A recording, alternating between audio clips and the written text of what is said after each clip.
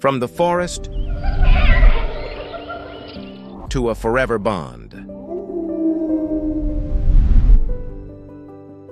When Clara was in the middle of a chilly winter, when the snow covered the forest floor and silence had wrapped the world in an embrace that seemed so quiet, she often found herself heading into the woods to gather firewood. It was there that she was surrounded by silence, a thing she did on a weekly basis each time. It was a place where she could find solace and introspection, and the forest was the place where she could take refuge. However, on this particular occasion, her journey would lead her to something that was far more significant than the comfort of a fire that blazed inside of her. At the same time that Clara trudged through the snow and felt the crisp winter air brush against her cheeks, something odd began to dawn upon her, a faint noise that sounded like a hysterical appeal. It was a soft whimper that was almost totally blotted out by the roaring wind, but still she could listen to it. It was while pursuing the sound that she stumbled upon an event that would alter her life's future trajectory in ways she could not change from then on. Since it lay still there on the ground, a leg of a young fox was trapped in a fatal snare. Despite the fact that it could not move, the poor creature glanced up at her with eyes full of fear, and its fur was covered in blood. Clara's heart was so broken by the news. In this moment, which could have been the deciding factor in whether or not the animal lived or died, she was conscious of the fact that she could not allow the animal to endure any pain. Clara sought to reassure the fox by crouching down close to it and whispering words of comfort to it in an effort to calm it down. In spite of her hands being vigorously shaking, she worked very carefully to free the fox from the trap. Clara was determined in her mind that she was going to assist in whatever way she could, no matter how hard it was to do so. She held the animal close to her and carried it like it was a fragile little bird, like a baby bird, when she finally succeeded in attaining her goal of releasing the animal. With a newfound realization that she could not let the fox alone face the freezing night, Clara carefully accompanied the fox back to her cabin.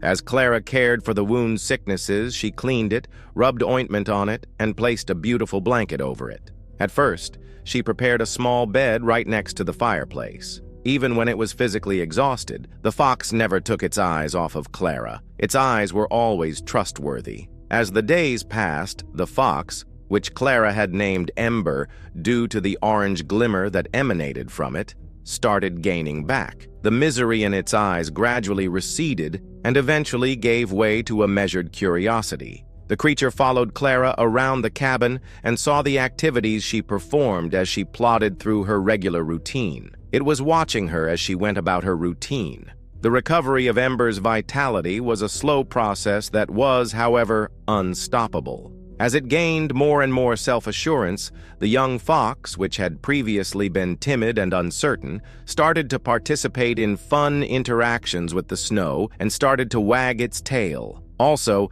it began to engage in playful interactions with the snow. The intense connection Clara felt for Ember was one she could not deny despite the best of her efforts. She had given him a second chance at life, and in return, he brought her happiness and companionship in her own life once again. She had handed him a second chance at life. Despite the fact that Clara yearned to have Ember by her side for all of eternity, she was aware that the forest was Ember's actual home. This was despite the fact that she longed to have both of them together. It was in that location that he experienced the greatest sense of belonging. He would always yearn to be outside because the forest is where he came from. This would be so because his heart always had a natural tendency to be drawn outwards. When Clara finally realized that it was time to let Ember go, she let her go with a heavy heart. She followed him back into the jungle the next morning, after he had been recovering for several weeks at that point. Turning her gaze back to Clara, Ember hesitated, and her eyes spoke of gratitude and something more profound. A bond that was not said. Ember did not need anything except maybe some long glimpse of him before she bolted into the woods and melted into the wild. There she watched him walking away, and with her watching, her heart literally crushed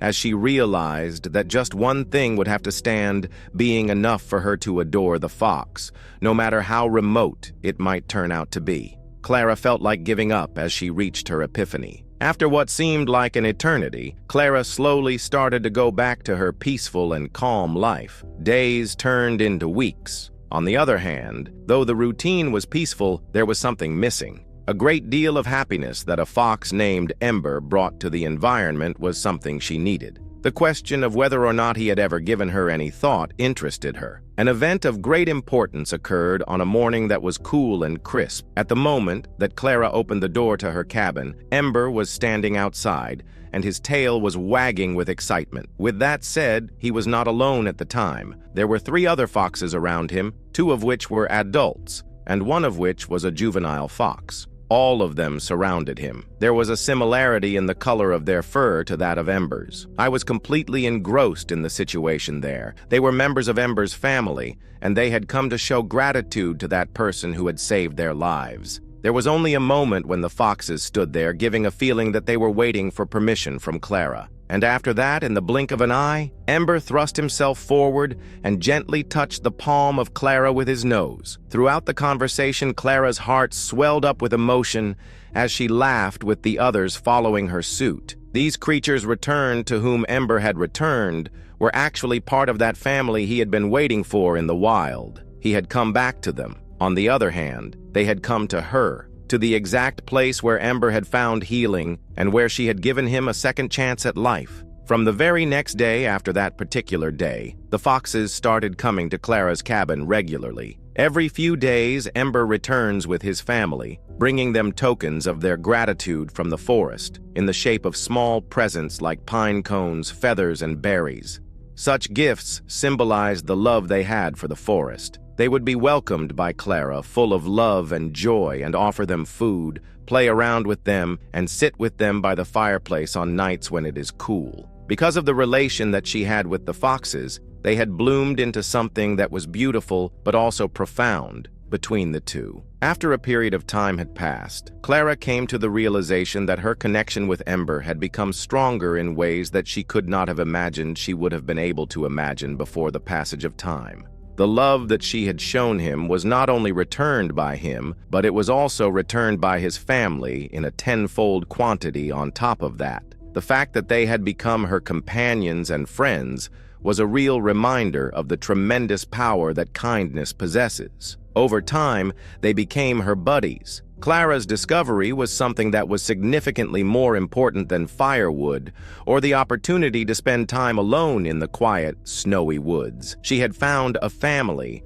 which was something she would never have thought of herself, but for which she felt a deep sense of love. She had found a family. Because of that, a love story began in the middle of the woods with the snow and the trees. This is not a love story. It is a simple and private relationship between a human being and the creatures that live in the forest. This happening brought to mind the realization that this forest, timeless beauty, may hold much more than trees and creatures, and that sometimes the smallest acts of compassion can form the deepest relationships. It is capable of containing love in all of its guises and manifestations. This heartwarming story is a monument to the power of compassion, and it is a testament of the remarkable influence that a single person can have on the life of an animal. It is a reminder of the transformative potential of compassion. Every single action, whether it be rescuing an injured animal, providing support for local wildlife efforts, or simply spreading kindness, has the potential to make a difference in the world. If you are an animal lover who is interested in helping animals like Ember, you can consider making a financial contribution to animal rescue organizations in your local area.